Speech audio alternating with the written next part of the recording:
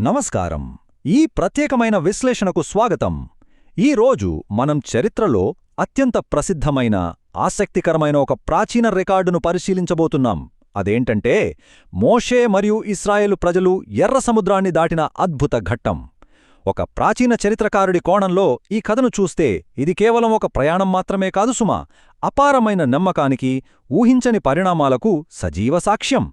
మరింకెందుకు ఆలస్యం, ఈ ప్రాచీన రికార్డులోకి వెళ్లి ఆనాటి లేఖకులు ఈ సంఘటనను ఎలా నమోదు చేశారో చూద్దాం పదండి.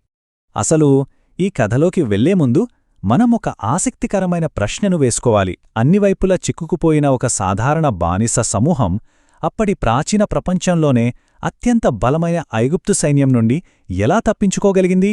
ఇది వినడానికి కొంచెం ఆశ్చర్యంగా ఉంది కదూ.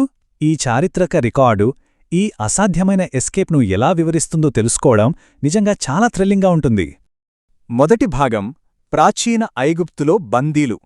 అసలు ఈ చారిత్రక వృత్తాంతం ఎలా మొదలైందో ఇప్పుడు చూద్దాం.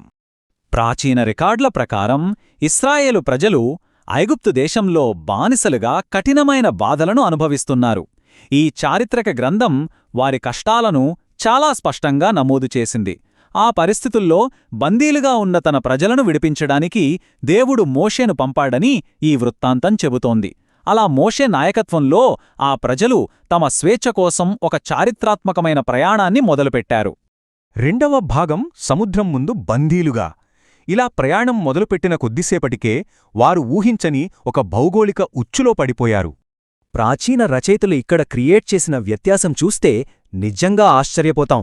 ఒకవైపు చూస్తే వాళ్ల ముందు అస్సలు దాటడానికి వీల్లేని భయానకమైన ఎర్రసముద్రముంది.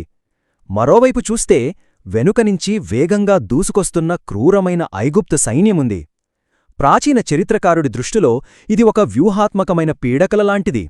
ముందుకు వెళితే మునిగిపోతారు, వెనక్కి వెళితే సైన్యం చేతిలో చిక్కుకుంటారు. తప్పించుకోడానికి ఏ దారిలేని భయంకరమైన పరిస్థితి ఇది. ఇలాంటి సమయంలో ఆ ప్రజల మానసిక స్థితి ఎలా ఉంటుందో ఊహించుకోండి. ప్రాచీన గ్రంథాలు కూడా అదే చెప్తున్నాయి. వాళ్లు తీవ్రమైన భయంలో వణికిపోయారు. మరణం వాళ్ల కళ్లముందు స్పష్టంగా కనిపిస్తోంది. కాని ఇక్కడే ఒక అద్భుతమైన వ్యత్యాసాన్ని చరిత్రకారులు నమోదు చేశారు.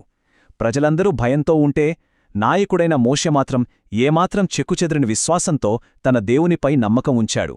ఒక సాధారణ మనిషి భయానికి, ఒక నాయకుడి దృఢమైన విశ్వాసానికి మధ్య ఉన్న తేడా ఇది. మూడవ భాగం ఒక అద్భుతమైన విభజన. మరి ఆ ఉత్కంఠభరితమైన పరిస్థితి నుండి వాళ్లు ఎలా బయటపడ్డారు? ప్రకృతి వాళ్లకు ఎలా దారి చెంచిందో ఇప్పుడు చూద్దాం. ఈ అద్భుతం జరిగిన క్రమాన్ని ప్రాచీన లేఖకులు చాలా పక్కాగా స్టెప్ బై స్టెప్ రాసిబెట్టారు. ముందుగా దేవుడు మోషేకు ఆజ్ఞాపించాడు. ఆ వెంటనే మోషే తన చేతిలోని కర్రను ఆ సముద్రం వైపు చాపాడు.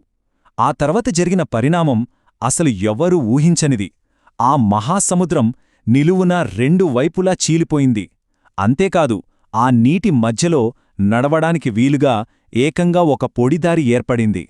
భౌగోళికంగా అడ్డుగా ఉన్న సముద్రం ఒక సేఫ్ ప్యాసేజ్గా ఎలా మారిందో ఈ గ్రంథాలు చాలా అద్భుతంగా వివరించాయి. నాలుగో భాగం విముక్తి మరియు పరాజయం. ఈ కథలో ఉత్కంఠ తారాస్థాయికి చేరుకున్న ఘట్టమిదే. ఒకే చోట ఒకే సమయంలో విముక్తి అలాగే పరాజయం ఎలా సంభవించాయో ఇప్పుడు చూద్దాం. ఈ టైంలైన్ ఆ క్షణాల్లో అత్యంత వేగంగా జరిగిన ఫాస్ట్ యాక్షన్ను మన కళ్లకు కడుతుంది.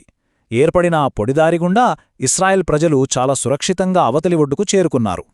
కాని వాళ్లను వదిలిపెట్టకూడదనే కసితో ఐగుప్తు సైన్యం కూడా అదే దారిలో వారిని వెంబడించింది.